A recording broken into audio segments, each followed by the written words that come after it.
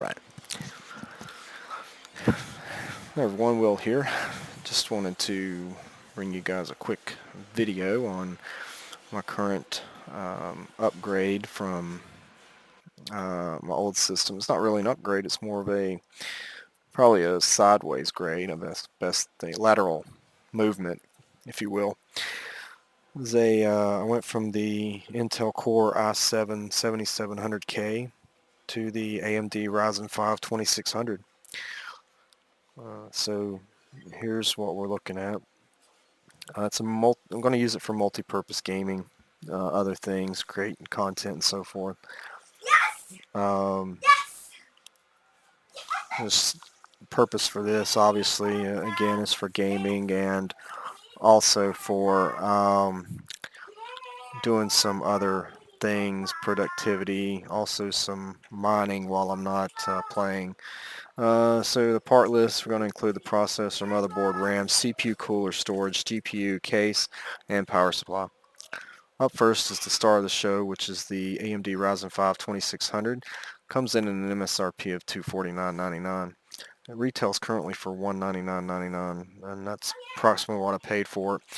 And it is going to be replacing the Intel Core i7 7700K.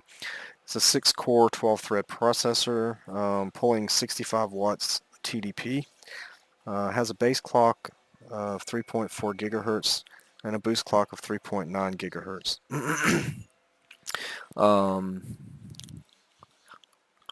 It will come with,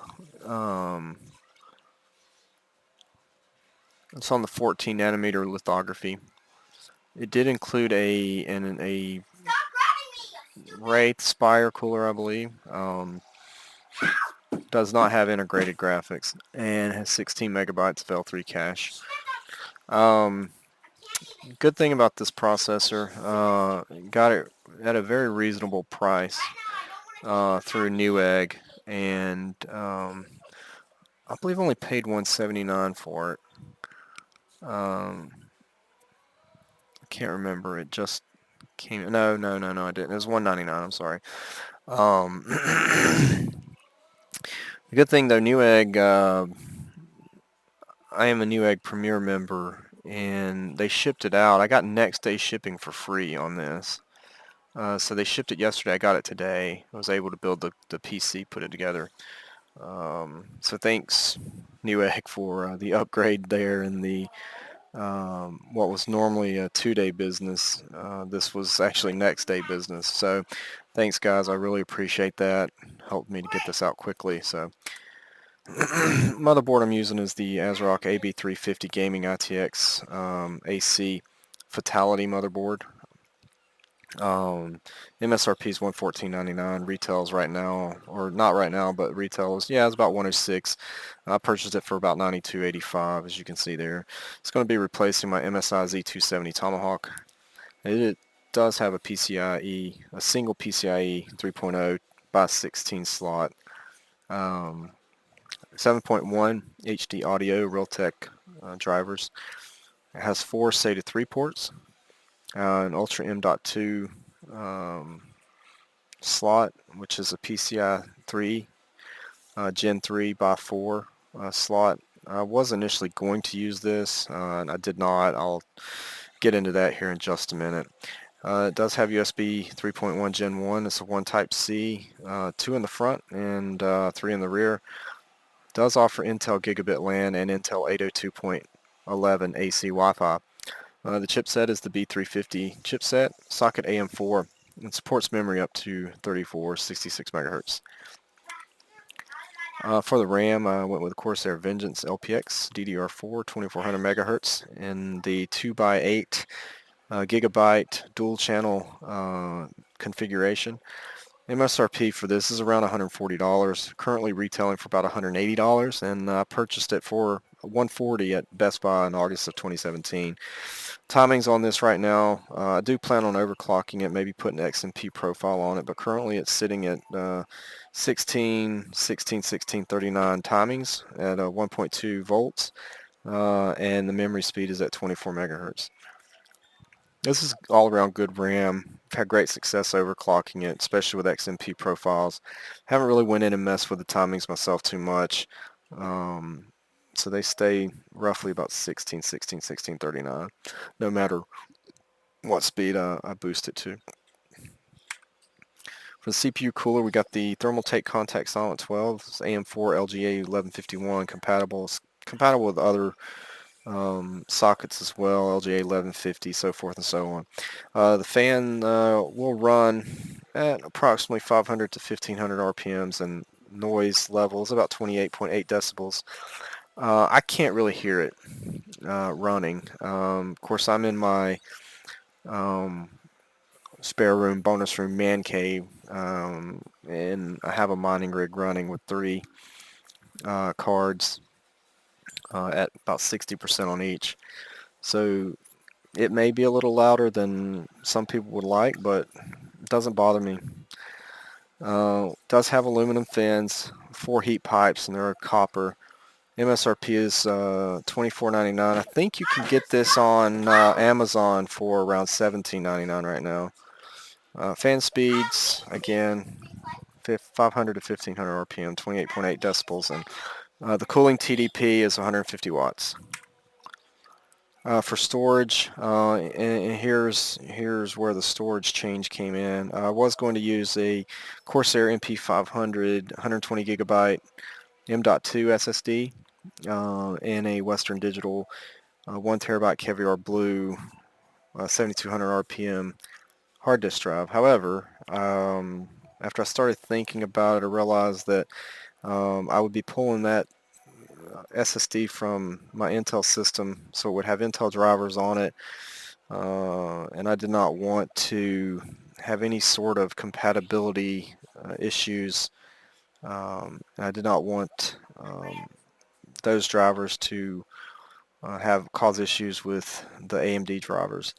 So I went to Best Buy and I picked up a PNY SATA SSD, 240 gigabytes. MSRP is currently $69.99. They have it for roughly $64.99. And I picked up a Western Digital Blue HH or hard disk drive there. Again, 1 terabyte, 7200 RPM, and retailed currently for $54.99. GPU, I stuck with my MSI GTX 1080 Duke. I'm not real fond of spending a lot of money on the 1080 Ti. It's really expensive right now, and I'm actually thinking I'm going to end up switching over to the Vega 64. I know it's not as powerful, but I like the option of having a FreeSync monitor.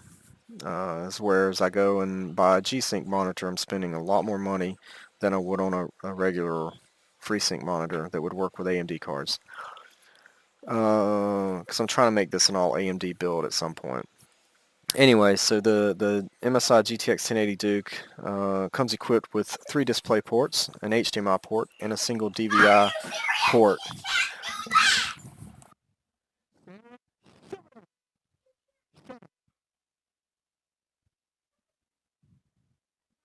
The GTX 1080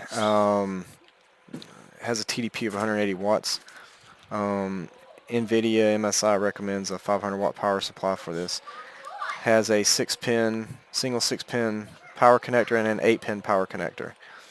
The MSRP on this card is actually around $499.99, $500. That's currently retailing for about $690. I purchased this for $509.99 in July of 2017. It shipped for $545. Base clock 1708 megahertz, boost clock of 1847 megahertz, and it comes equipped with 8 gigabytes of GDDR5X RAM. For the case, I went with the Fractal Design Mesh FIC Mini tempered glass. It's a micro ATX high airflow compact case. It has a tinted tempered glass window. Supports multiple size radiators in multiple positions throughout the case. Has fully adjustable and removable drive cages that supports up to 2 3.5 inch or 2 2.5 inch hard drives, SSDs. There's an SSD plate behind the motherboard that supports up to 3 2.5-inch drives. The thing about that is the compression, the way that it's the location of it and the positioning of it makes it next to impossible to put the hard drives or even the SSDs on there and get not the SATA cable but the SATA power cable connected to it efficiently. You could do it, but to me I don't like the way it bends the wires at the location where it bends the wiring. So that's really my one complaint about this case. It was really easy to work in. I had a mini ITX motherboard, and that obviously made it a little difficult because of the location and the size of the compact size of it. Just made some areas hard to get to. I really struggled getting the CPU cooler on there and locked into the AM4 socket supports or mounts. Just because the way the cooler is designed. Not a big fan of the cooler design as far as the way it attaches to the socket, but you know, that is what it is. I just felt like I was going to break the motherboard or the mount mounting this CPU cooler in there, and then when you put the motherboard into the case and then you go to route the CPU power supply, it was really difficult getting that in there. So I struggled with that for about 10 minutes. Same with the front case I/O ports and the HD audio as well. But other than that, also another thing about this case, the MSI GTX 1080 Duke is a long card, so it is essentially pressing all the way up against my bottom fan on the front of the case. It's got maybe 2 millimeters of clearance there, if that much. But other than that, it's a great case. Looks wonderful. MSRP about $90. Retails for about $78. I got it for like $83. And finally, the power supply. I stuck with Corsair. I went with the Corsair CX650M semi-modular 80 plus bronze certified power supply, 650 watts of power. MSRP's around $90. Currently retailing for about $65. I purchased it for about $53 in January of this year. So overall, great system, easy build, nice lateral grade to the 7700K that I've been using. Probably going to do what I do with all the old systems that I use. Take that and put a cheaper GPU in it, maybe a 1060 or a 1050 Ti. Maybe an RX 580 or something, throw it in that system, put some 8 gigabytes of RAM maybe, and put the H60 water cooler back on the 7700K, put everything at stock settings and sell it, and maybe about $800, $900, something like that, and donate the money. But anyways, that's probably what I'll do with that. Once again, it's the Ryzen 5 2600. No overclocking on it yet. I do have some videos up of a couple benchmarking runs with Cinebench, a single Cinebench run and a single benchmark run of GTA 5. All stock settings.